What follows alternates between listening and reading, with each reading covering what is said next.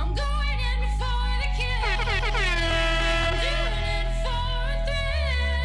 I'm hoping you'll understand and not let go of mine.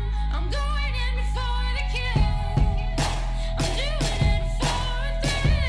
I'm hoping you'll understand and not let go of mine. DJ Ski. World premiere.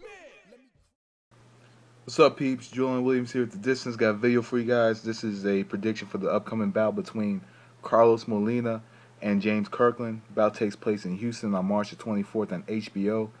Bout has two solid light middleweight contenders facing one another. I think that both men should be fighting for titles or well deserving of title shots at this point. Carlos Molina has a victory over Kermit Cintron in a draw against Erislandy Lara last year. So I thought it was very unfair for Kermit Cintron to lose to Molina and then get that November 26th bout against Saul Alvarez instead of Molina getting that kind of fight. But then again, there's no such thing as fair in business, so it is what it is. But on the other hand, you have James Kirkland, who at first they were saying that his bout against Alfredo Angulo was a eliminator to that WBC belt that Canelo was holding, but then at the last minute they changed that they changed it. So there were rumors of Kirkland fighting K9 Munridge for the IBF championship, but that fight did not happen, and pretty much now we see this fight, which is actually a very good fight and one of the better fights that's being made at 154 at the moment. The Canelo Alvarez Shane Mosley fight is intriguing just because of Shane Mosley's experience against Canelo's youth, but just overall, you have two young fighters that are in the prime, probably in the prime of their careers, but also neither one of them have peaked just yet. So on one hand, you have Carlos Molina, and I'll start off with him. Carlos Molina likes to fight very close, at close proximity, and fights very awkward. He throws short punches on the inside and kind of angles himself to get inside to get his punches off. Usually what he likes to do is he likes to use the jab to kind of walk inside because he doesn't have that long of a reach, so he has to work. He knows how to work his way in to get his punches off, and then get right back outside before being hit. And he does get hit from time to time with left hands. He has trouble defending himself from left hands, as we've seen with Lara, and even points of the Cintron fight against Cintron's jab. If the jab is long enough, if you catch him, kind of walking in, then you can probably catch him with that left hand. But in this particular fight against Kirkland, pretty much Molina is going to have to really think about defense. Defense is going to be the main objective in the fight. He's going to have to try to catch a lot of Kirkland's punches on his gloves. Kirkland likes to fight at that mid-range, so what he's going to have to do is he's going to have to find a way to block his punches and kind of walk right in. And a problem that he does have is he does walk in a straight line, but it may work against Kirkland, who also walks straight in. So in this fight, what he wants to do early is go to the body. The body punches are going to be very important for Molina early, short punches to the body. Kind of like what Salido was doing last night when he had his short punches to the body. The punches to the body, even though Molina does not have the most power, he only has like 6 knockouts throughout his career.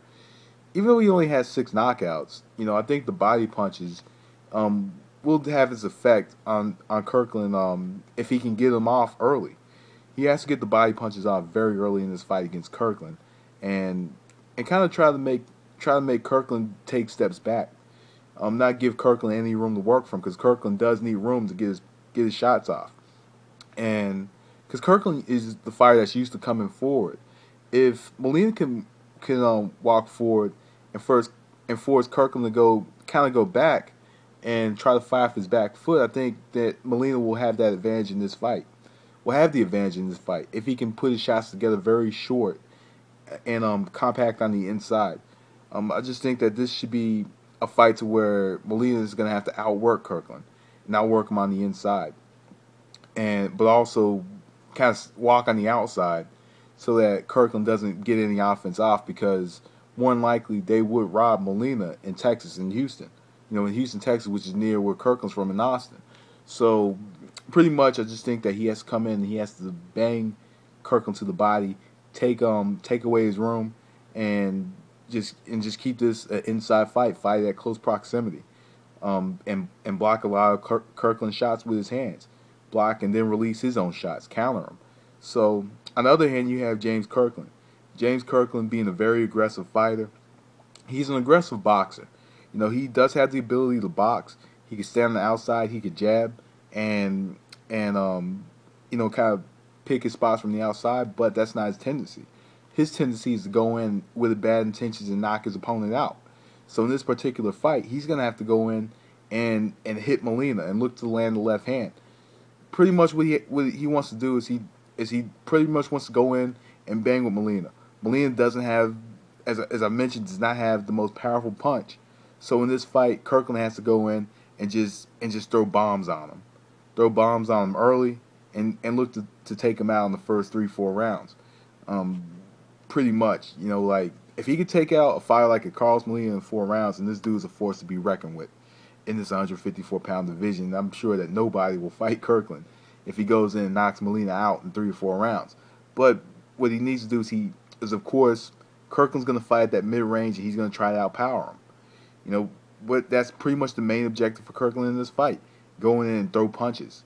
Like Molina's going to come in and he's going to try to, both of them do walk in the shots. But Kirkland has to look to try to land the left hand as Molina's walking in and follow it up with the right hook.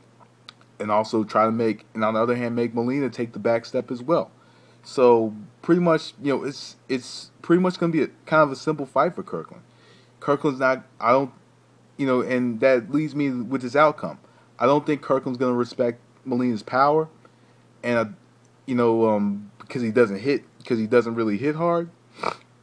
You can always catch Kirkland from time to time because from time to time he won't tuck his chin and really doesn't think about defense, and that just goes back to when he was a welterweight fighting Russell Jordan. He wasn't really thinking about defense. He's thinking about when am I going to take this guy out. So in this fight, Kirkland's going to go in with bad intentions. He's going to want to take out Carlos Molina, and I think that Kirkland takes out Molina in 8 rounds. So anyway, peeps, that was the distance. Thanks for watching. They said it couldn't be forever, wouldn't be forever. The grind ain't enough, you gotta mix it with the leather. The grind ain't enough, you gotta mix